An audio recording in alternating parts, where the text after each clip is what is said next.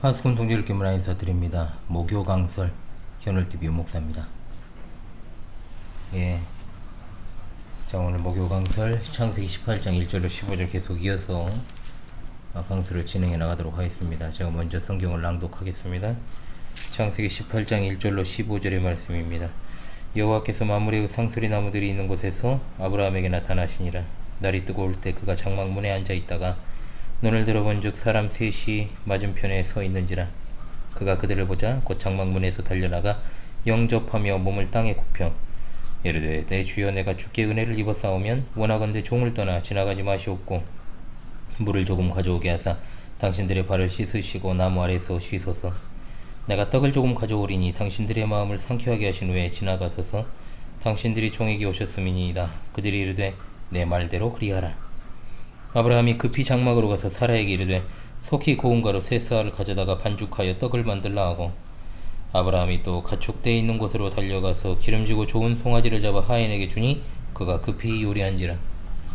아브라함이 엉긴 젖과 우유와 하인이 요리한 송아지를 가져다가 그들 앞에 차려놓고 나무 아래 모셔 섬에 그들이 먹으니라. 그들이 아브라함에게 이르되 내 아내 사라가 어디 있느냐? 대답하되 장막에 있나이다.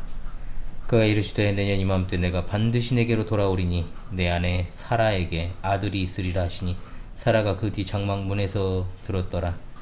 아브라함과 사라는 나이가 많아 늙었고 사라에게는 여성의 생리가 끊어졌는지라. 사라가 속으로 웃고 이르되 내가 노쇠하였고 내 주인도 늙었으니 내게 무슨 즐거움이 있으리요. 여호와께서 아브라함에게 이르시되 사라가 왜 웃으며 이르기를 내가 늙었거늘 어떻게 아들을 낳으리오 하느냐? 여호와께 능하지 못한 일이 있겠느냐? 기한이 이를 때 내가 내게로 돌아오리니 사라에게 아들이 있으리라. 사라가 두려워서 부인하여 이르되 내가 웃지 아니하였나이다. 이르시되 아니라 내가 웃었느니라. 아멘. 예, 창세기 18장은 전체적인 맥락으로 봤을 때 앞장 할례와 연결되고 또 동시에 아브라함과 롯이 살고 있던 소돔 사람들의 대조적인 모습을 드러내는 장이라고 볼 수 있습니다.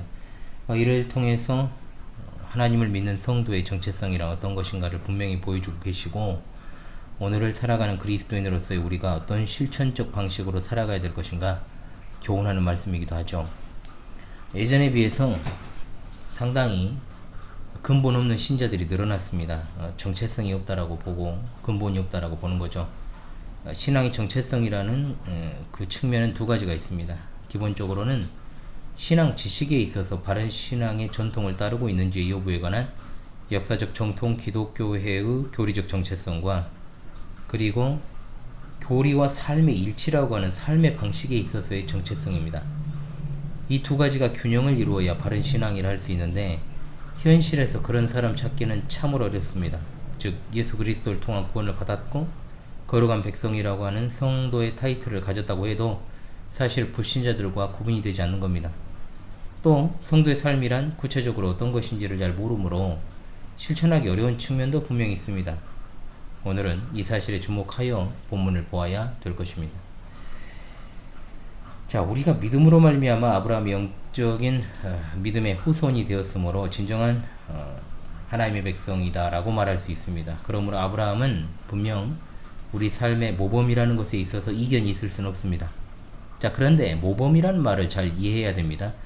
아브라함을 모범으로 한다는 것은 아브라함이 가지고 있던 그의 삶 속에서의 신앙의 원리가 우리와 동일한 것이 되어야 한다는 것을 의미하는 거지, 아브라함이 했던 것을 그대로 따라서 해야 한다는 것을 의미하지 않습니다. 우리가 아무리 아브라함처럼 살아가려 한다 해도 우리와 아브라함 사이의 시간과 문화와 지리적 간극은 어마어마하죠. 그렇죠?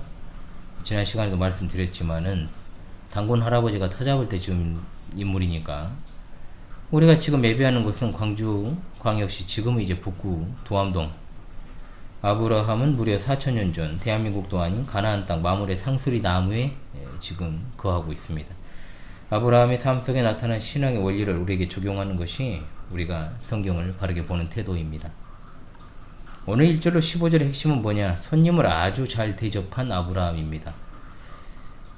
그런데 이 손님은 아는 손님이 아니고 낯선 손님입니다. 모르는 사람이에요. 자, 생각해 보십시오. 모르는 사람을 집으로 초청하고 모르는 사람과 함께 식사한다는 건 쉬운 일이 아닙니다. 자, 코로나 터지기 직전에 JTBC에서 예능 프로 중에 아내하고 이제 즐겨봤던, 잠깐씩 이제 한 번씩 한 끼 줍쇼라는 프로그램이 있었죠. 강호동과 이경규가 이제 등장을 해서 진행하던 프로였습니다. 그래서 이제 2020년쯤에 이제 코로나가 터지면서 무기한 방송 중단이 되었다가 이제 그냥 사라졌죠. 이 대한민국에서 뭐 이경규와 강호동 모르는 사람은 거의 없죠. 그럼에도 불구하고 자, 이 사람들을 자기의 집으로 초청을 해서 함께 식사를 나눈다는 건 이제 보통 일이 아닙니다. 아마 첫 회는 제 기억으로는 실패를 했어요. 가끔가다 실패하는 경우도 있었지만 거의 이제 어느 순간부터는 실패를 안 했죠. 또 어느 정도 홍보가 되면서 여러 가지 논란이 벌어지기도 했습니다만 어찌되었든 처음에 그 날 것 그대로의 느낌이 참 저는 좋았던 것 같습니다.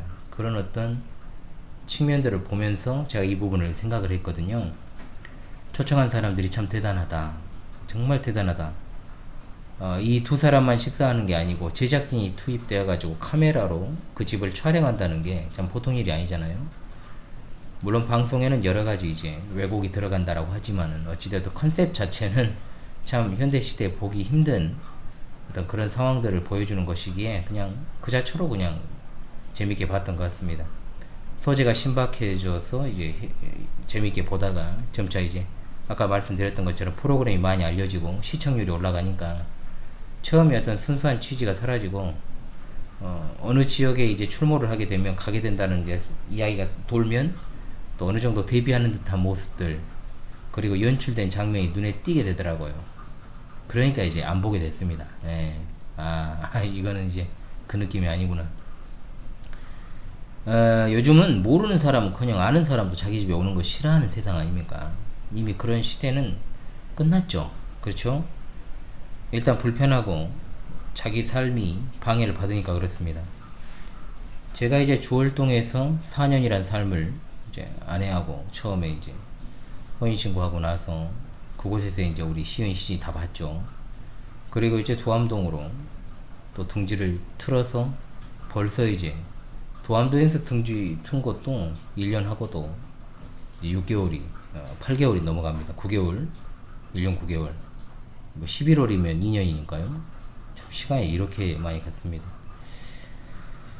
주월동 시절에도 제가 초창기 때는 나름대로 사람들을 초청하고 대접하고 하는 일들을 하려고 노력을 했고 또 여기서도 이제 처음에는 막 왔을 때는 이제 시진이 이제 마찬가지로 이제 시은이 같은 경우에도 돌을 이제 맞이해서 또 그렇기도 하고 또 돌은 이제 뭐 주월동에서 했습니다만은 나름대로 이제 초청을 해가지고 그런 일들 하려고 이사를 하면 보통 집들이 같은 걸 하잖아요. 그래서 같이 식사하고 초청하고 자주 하고는 싶은데 참 쉽지 않죠. 그래서 좀 이제 아이들이 조금 크면 다시 좀 그렇게 초청하고 식사하고 하는 일들을 좀 하고 싶다라는 생각도 듭니다. 밖에서 친한 사람들끼리만 어울리고 또 밖에서도 모르는 사람을 어찌 대해야 할지 잘 모르고 아예 무신경하게 좀 살아가는 사람들은 신앙 점검이 좀 필요합니다. 성격의 문제는 아니에요. 신앙 문제입니다. 복음을 전할래야 전할 수 있는 신앙이 아니죠. 심지어 자신이 친하게 지내는 사람한테도 어떤 복음의 메시지를 아주 잠깐이라도 전달하지 못하는데 누구를 대접하고 누구에게 참으로 이제 복음으로 섬길 수 있겠습니까? 우리 주님이 말씀하시기를 너희가 너희 형제에게만 무난하면 남보다 더 하는 것이 무엇이냐? 이방인들도 이같이 아니하느냐? 그런데 사실 형제들끼리도 대접을 잘 안 하는 세상이 돼버렸죠. 그런데 신자는 그러면 안 됩니다.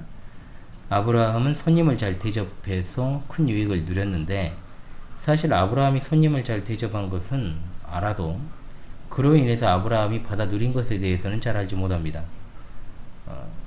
주님께서 아브라함에게 내가 내게로 돌아올 것이다. 오늘 주제이기도 하잖아요. 굉장히 중요한 약속의 말씀을 주셨는데요. 손님을 잘 대접한 결과입니다. 분명하죠. 아브라함에게 주신 우리 하나님의 약속은 오늘을 살아가는 아브라함의 믿음의 후손인 우리에게도 그대로 적용되고 있습니다. 아브라함이 낯선 손님을 대접한 이 사건이 있기 전 앞장 아브라함과 그의 가수들이 할례를 받는 장면이었고 그리고 이제 다음 장은 소돔과 고모라가 멸망하는 장면입니다. 그러니까 아주 중요한 사건들 사이에 끼어 있어요. 18장이. 그렇다면 이 중요한 사건들 사이에서 아브라함이 낯선 손님을 대접한 건 어떤 의미가 있는지를 아는 게 참 오늘 본문의 핵심 포인트가 되는 겁니다. 그렇다면 앞서 있던 사건 할례를 봅시다. 할례는 구약 성도들의 성례용, 이스라엘 백성의 신앙 전체성을 보여주는 외적 증표라고 할 수 있습니다. 이 성례에는 아브라함과 그리고 아브라함에게 속한 모든 남자가 참여해야 됩니다. 이 할례라는 의식을 통해서 아브라함과 그에게 속한 모든 가족은 이방인들과 구별되는 신분을 갖게 되는 거죠. 이렇게 할례라는 외적인 증표를 통해 이방인과 구별된 자들이 어떻게 세상에서 살아가야 하는 것인가, 바로 이겁니다. 자, 우리는 신약교회 성도로 신약 성도의 새 언약의 증표인 세례를 받고 교회 회원이 되었습니다. 세례를 통해서 교회 회원이 된 자는 또 다른 성회에 참여하는 것이 가능하게 됩니다. 뭡니까? 성찬입니다. 우리 효연이가 지난 6월에 처음으로 성찬을 받게 되었죠. 주님이 차려주신 식탁에 참여를 했습니다. 즉 식사의 자리에 초청을 받는 거죠. 오늘 본문도 바로 식사 자리입니다. 아브라함을 중심에서 본문을 보게 되면 나그네를 잘 대접한 아브라함이지만 하나님 중심의 본문은 아브라함을 찾아오셔서 식사를 나누시고 계시의 말씀을 주신 하나님, 이렇게 말할 수 있겠죠. 하나님께서 할례를 통해 아브라함과 맺으신 언약의 증표를 주시고 이제 식사를 통해 그 언약이 주는 유익을 풍성하게 누리는 장면이 오늘 말씀이라는 겁니다. 이 사건은 세례와 아주 밀접하게 연결되어 있다는 사실을 우리에게 확신을 시킵니다. 세례받은 신자들은 말씀과 성찬을 통해 하나님과 깊은 교제를 계속해서 해나가야 된다는 것을 우리가 깨닫게 되는 거죠. 그런데 19장에도 이와 비슷한 장면이 나옵니다. 물론 세세한 차이가 있습니다만 어찌되었든 거기에서도 나그네가 지나가는데 소돔 사람들이 그들을 어떻게 대했는가. 소돔성에 낯선 손님들이 왔다는 것을 듣고 젊은이 늙은이 할 것 없이 다 모여들어요. 모여든 이유는 대접하려고 모여든 게 아니고 놀랍게도 하나님께서 가장 가증하게 여기시는 동성연애를 즐기고자 온 것입니다. 나그네는 힘이 없는 존재죠. 그런데 소돔 사람들은 그런 연약한 신분에 있는 나그네를 보호하기는커녕 그들을 갖다가 자신들의 욕구를 충족시킬 대상으로 보고 유린하려고 했던 거예요. 그러니까 나그네에 대한 아브라함과 소돔 사람들의 차이점이 얼마나 큽니까? 그러니까 그들이 심판받는 결정적인 원인 가운데 하나가 바로 이거였다는 겁니다. 우리가 여기서 신앙의 정체성이란 무엇인가를 발견해야죠. 아브라함은 하나님께서 자신에게 주신 복의 성격이 어떤 것인지를 알았고 또 그 복 중에 하나가 뭐냐? 자신을 통해 천하만민이 복을 얻을 것이다 라는 그 사실이었습니다. 아브라함은 그것을 분명히 믿었습니다. 그 믿음이 오늘의 사건을 통해 드러나게 됩니다. 하나님 나라에 속한 자는 섬김과 환대의 삶을 살아가야 한다는 거죠. 오늘 본문에서 아브라함이 나그네를 환대하는 장면이 아주 세세하게 묘사되어 있습니다. 일단 배경 어디입니까? 마물의 상수리 숲을 근처입니다. 이곳은 과거 여호와를 위해 제단을 쌓았던 곳인데 그는 하나님께 예배한 장소 가까이에 장막을 치고 살았던 것입니다. 아브라함이 장막문에 앉아 있었는데 시간은 정오였고 아마도 오전 일을 마치고 휴식을 취하고 있었겠죠. 그런데 이 모습도 19장의 롯과는 대조됩니다. 롯은 성문에 앉아 있었고 시간은 날이 저물 때입니다. 아브라함은 한낮에 뜨거운 열기 가운데서 3명의 나그네를 대접했던 거예요. 마므레라고 하는 것은 앞서 하나님께서 그에게 약속을 주신 장소이기도 했으므로 아브라함에게는 굉장히 중요한 장소였고 바로 그 장소에 여호와께서 나타나신 것입니다. 물론 이전에도 하나님은 나타나셨지만 이번에는 아주 특별하게 나타나십니다. 육체를 취하셔서 나타나셨습니다. 아브라함은 맞은편에 3사람이 있다는 것을 발견합니다. 실제로 3사람 중 한 분은 하나님이셨고 다른 2분은 천사였지만 아브라함의 눈에는 3사람으로 보인 거죠.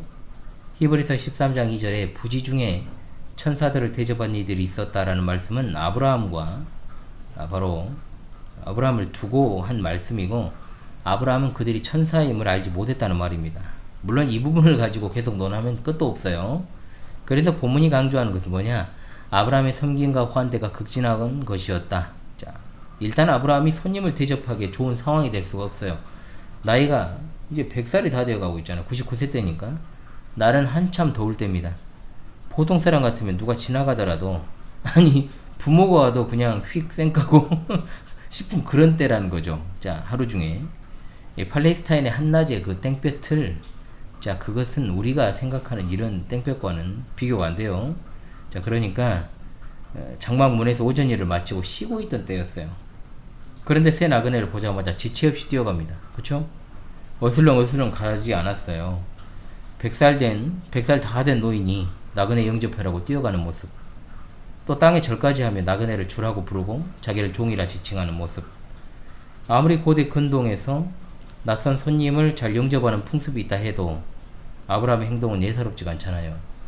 자, 특히 주여 당신의 눈에 이런 말을 통해 단수로 사용한 것은 세 사람 중에 한 분이 분명 예사로운 분이 아님을 직감했다는 겁니다. 아브라함이. 귀한 물을 제공해서 발을 씻도록 하고 시원한 장소, 나무 및 그늘을 제공하고 또 식사를 준비하라고 명령을 내립니다. 단순한 식사가 아니에요. 냉장고에 있는 거 우리식으로 따지면 대충 꺼내가지고 빼서 차리는 게 아니고 사라에게 고운 가루 세 쌀을 가져다가 반죽하라. 소위 제일 좋은 쌀, 특등미로 밥을 지으라는 것과 일맥상통합니다. 급히하라는 것도 그만큼 아주 중요한 손님으로 대접하라는 의미가 있죠. 세 쌀의 분량이 어느 정도인가? 상당히 많습니다. 우리가 보통 생각하는 1인분이 아니에요. 즉 연회를 베풀 정도의 많은 분량을 조리하게 했다는 거죠. 그 많은 양의 가루를 사라가 스스로 했을 수도 있고 종들과 함께 했을 수도 있지만 어찌되든 주도적인 입장은 사라입니다. 보통 일은 아니죠. 자, 오늘날에도 그렇고 옛날에도 그렇고 뭐 요즘은 그럴 일도 없죠. 큰일 나죠. 남편들 소방 맞죠. 가장 싫어하는 게 뭡니까? 남편이 예고도 없이 손님 데려오면. 그런 남편 요즘 있습니까? 없죠. 그런 사람. 요즘 같으면 이혼당하죠. 예고를 하고 와도 힘든 게 접대잖아요. 예고 없이 오면 정말 짜증나죠. 그죠? 자, 그것도 간단하게 차리는 것도 아니고 최고급으로 세팅하라고 하니까 참 징그러운 일이죠. 심지어 잔치상 아닙니까? 그런데 한술 더 떠서 빨리 하라고 했으니 자, 참으로 이것은 화가 머리 끝까지 나서 때려 엎어버릴 수도 있지요. 자, 그러나 아무 두말 없습니다. 사라는 그대로 순종합니다. 베드로 사도는 말합니다. 사라가 아브라함을 주라고 불러 복종한 것이 우리 신자된 남편과 아내에게 아주 큰 모범이다. 아, 그렇군요. 오늘날 교회 위기는 가정 질서의 위기가 찾아왔기 때문입니다. 가장의 권위가 없잖아요. 사라졌잖아요. 시대와 사회가 바뀌었다고 해도 성경은 변하잖아요. 가정의 머리는 남편입니다. 분명합니다. 남편이 신실한 그리스도인이라면 더욱 교회가 그리스도에게 하듯 남편에게 복종하고 그에 따르는 것이 아내된 도리요. 남편은 아내를 사랑하기를 그리스도께서 교회를 사랑하시고 그 교회를 위하여 자신을 주심같이 하라고 했습니다. 반드시 따라야 될 모범이 맞습니다. 아브라함은 직접 짐승떼에 가서 기름지고 좋은 송아지를 잡아 하인에게 주고 하인이 즉시 급히 요리합니다. 아무리 급하게 했다고 하더라도 시간이 상당히 걸렸겠죠. 요리가 완성되니까 아브라함은 엉긴 젖과 우유와 하인이 요리한 송아지를 가져다가 그들 앞에 차려놓습니다. 그리고 자기는 서 있어요. 서 있어요. 이게 아까 중요한 건데. 자, 여러분. 그들 앞에 차려놓고 나무 아래에 모셔 섬에 그들이 먹으니라. 서 있어요. 자, 누가 서 있습니까, 여러분? 식당에서 서빙하는 사람이 서 있죠. 자, 즉 시중 드는 사람이 서 있습니다. 예전으로 따지면 하인이 엄청나게도 많은 아브라함이지만 손님들을 시중 드는 것은 바로 자기입니다. 놀라운 태도죠. 사실은 그냥 보아 넘길 게 아닙니다. 1000명이 넘는 식솔, 가소를 거느린 족장이 손님들에 대해서 직접 시중 든 것은 그야말로 최고의 애우를 표현한 것입니다. 식사가 끝나고 나서 손님들이 아브라함에게 묻기를 내 안에 사라가 어디 있느냐. 사라는 장막 안쪽에서 음식 준비나라 정신이 없죠. 아브라함은 그녀가 장막에 있다고 대답했는데 그러면 이 손님들이 사라를 오라고 할 것 같지만 그렇게 하지 않아요. 기한이 이를 때 내가 반드시 내게로 돌아오리니 내 안에 사라에게 아들이 있으리라 하였고 사라는 그 뒤 장막 문에서 이것을 들었다고 했습니다. 그녀의 나이가 어느덧 90세 그리고 경수도 끊어졌고 생애가 끊어졌기 때문에 이미 출산의 가능성이 사라졌습니다. 그래서 속으로 말하기를 속으로요 내가 노쇠하였고 내 주인도 늙었으니 내게 무슨 즐거움이 있으리요. 17장에서 하나님께서는 너희 아내 사라가 반드시 내게 아들을 낳으리라 하셨죠. 자, 이 사실을 분명히 사라에게도 알렸을 거예요. 아브라함이. 그렇다면 사라는 아브라함을 통해 받은 약속을 믿지 않았다는 거죠. 심지어 이제는 여호와의 말씀을 직접 들으면서도 못 믿습니다. 현실의 장벽이 믿음의 눈을 가린 겁니다. 사라의 속마음을 다 아시는 하나님이 말씀하시기를 사라가 왜 웃으며 이르기를 내가 늙었거늘 어떻게 아들을 낳으리요 하느냐.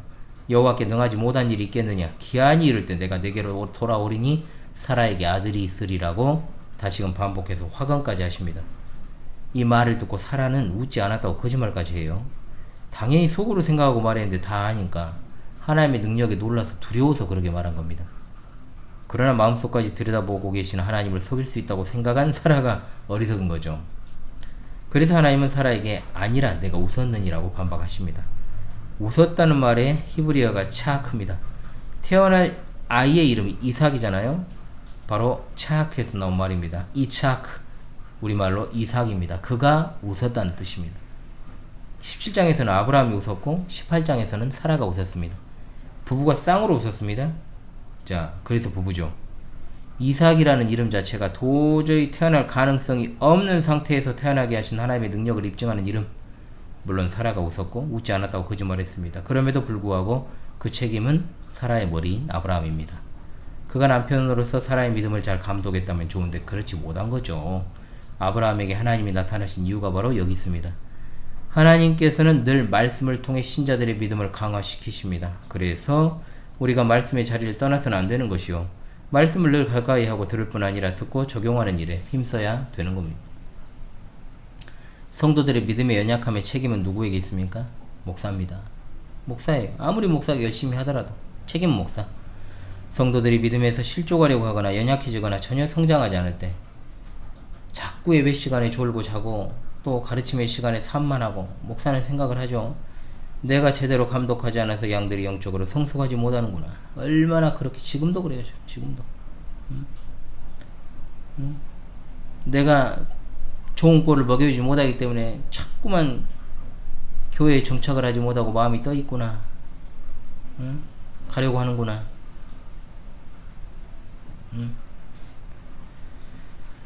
목사가 성도들 다그치고 책망하고 꾸짖는 건 당연한 거예요. 사실은 양들을 먹이고 치는 일을 목자장에게 위탁받았기 때문에, 주님께 위탁받았기 때문입니다. 그래서 목사가 진짜로 관두어야 하는 가장 큰 이유는 뭐냐? 성도들이 시간이 흘러도 전혀 성숙한 신앙이 되지 못한다면 그만둬야 된다. 사람이 늘고 안 늘고의 문제는 분명 그 다음 문제다. 그래서 저는 늘 양들에게 최선의 목자가 되지 못한다면 당연히 여러분은 우리 성도들은 물어보면 최선의 목자 맞아요 이렇게 말하겠죠. 그러나 양들의 믿음이 항상 그 자리라면 당연히 목사가 물러나는 게 맞는 겁니다. 그래서 항상 준비를 하고 있어요. 예전부터 준비했고 지금도 준비하고 있어요. 하나님의 말씀 안에서 자라가야 됩니다. 여러분. 때가 되면 반드시 돌아오겠다. 다시 돌아오면 사라가 아이를 가지게 될 것이다. 바로 이삭이고 궁극적으로 약속의 씨 예수 그리스도십니다. 우리는 주께서 다시 돌아오시는 그날을 지금도 손꼽아 기다리고 있습니다. 영광 중에 그리스도께서 다시 오시면 우리는 그리스도와 영원토록 함께하게 될 줄로 믿습니다. 아멘. 주께서 사랑하시는 파수꾼 동지들이여, 오늘 말씀은 언약의 표 세례를 받은 성도들이 이 세상에서 어떤 삶을 살아가야 될 것인가? 바로 그건 나그네 된 손님을 대접하는 삶을 살아가야 된다. 히브리서 13장 2절 손님 대접하기 잊지 말라. 이로써 부지 중에 천사들을 대접한 이들이 있었느니라. 자, 아브라함을 염두에 두고 주신 말씀이라 그랬잖아요. 히브리서는 손님 대접을 그저 선한 행위로만 보는 게 아니라 이것을 제사의 한 방편으로 봅니다. 에베오 일환이라는 거죠. 16절에 오직 선을 행함과 서로 나누어 주기를 잊지 말라. 하나님은 이 같은 제사를 기뻐하시느니라. 손님 대접이라는 덕목을 요즘 같은 각박한 사회 속에서 이루기는 쉽지 않습니다. 현실적으로 도시에서 이런 덕목 수행하기도 어렵지만 우리는 얼마든지 우리가 일하고 거하는 장소에서 이 일을 수행할 수 있습니다. 한 번쯤은 이웃을 돌아보고 나의 먹을 것을 나누어 줄 수 있는 미덕, 가장 가까운 새부터 출발하는 게 좋습니다. 네 편 내 편 나누지 말고요. 섬겨야 될 대상으로 바라보면서 먼저는 주 안에서 하나 된 지체들에게 말로만 하늘가족이라고 부르지 말고 진짜 가족보다 더한 사랑과 섬김으로 먼저 다가가십시오. 내가 알고 관계하는 친구나 지인, 그리고 직간접적으로 만나는 사람들을 단순하게 어떤 살아가면서 만나는 사람들이 아니라 내가 섬겨야 될 이웃이라는 생각으로 대하십시오. 그러면 삶이 바뀝니다. 그러면 이제 전도의 문도 열리죠. 주님 말씀하십니다. 주를 향한 믿음은 눈에 보이는 이웃에 대한 대접에서 드러나야 된다. 조금만 생각해보면 우리 문제는 마음의 문제잖아요.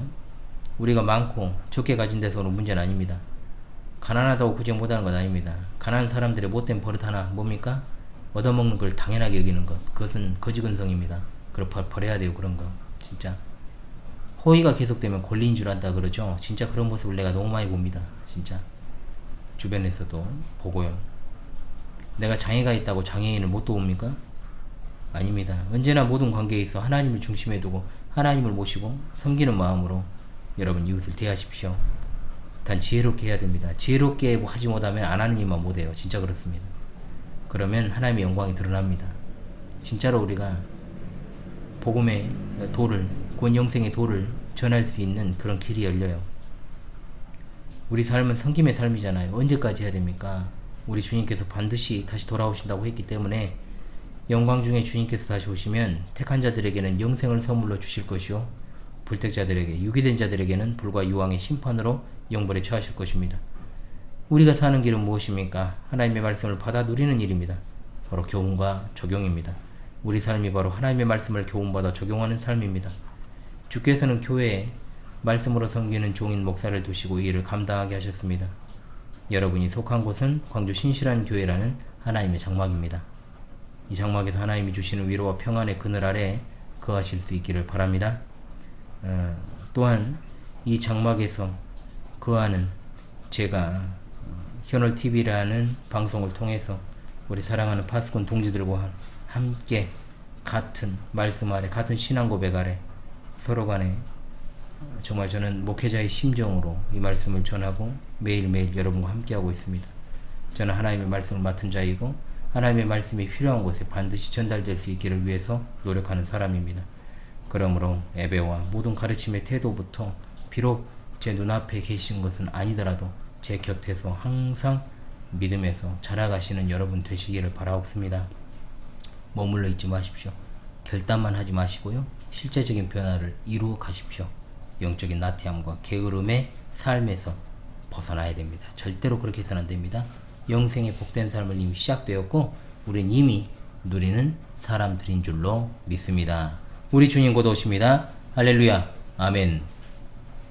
비가 계속 떨어지니까 찬송가 218장 부르며 마무리하도록 하겠습니다. 찬송가 218장 찬송하며 목요 강설을 마무리하도록 하겠습니다. 내 맘과 정성을 다하여서 주 너의 하나님을 사랑하라. 내 몸을 아끼고 사랑하듯 형제와 이웃을 사랑하라. 주께서 우리에게 명하시니 그 명령 따라서 살아가리. 널 미워 해치는 원수라도 언제나 너그럽게 사랑하라. 널 핍박하는 자 위에서도 신실한 마음으로 복을 빌라. 주께서 우리에게 명하시니 그 명령 따라서 살아가리. 나 항상 주님을 멀리하고 형제를 사랑하지 못하였다. 이러한 죄인을 사랑하사 주께서 몸 버려 죽으셨다. 속죄 큰 사랑 받은 이 몸 내 생명 다 바쳐 충성하리.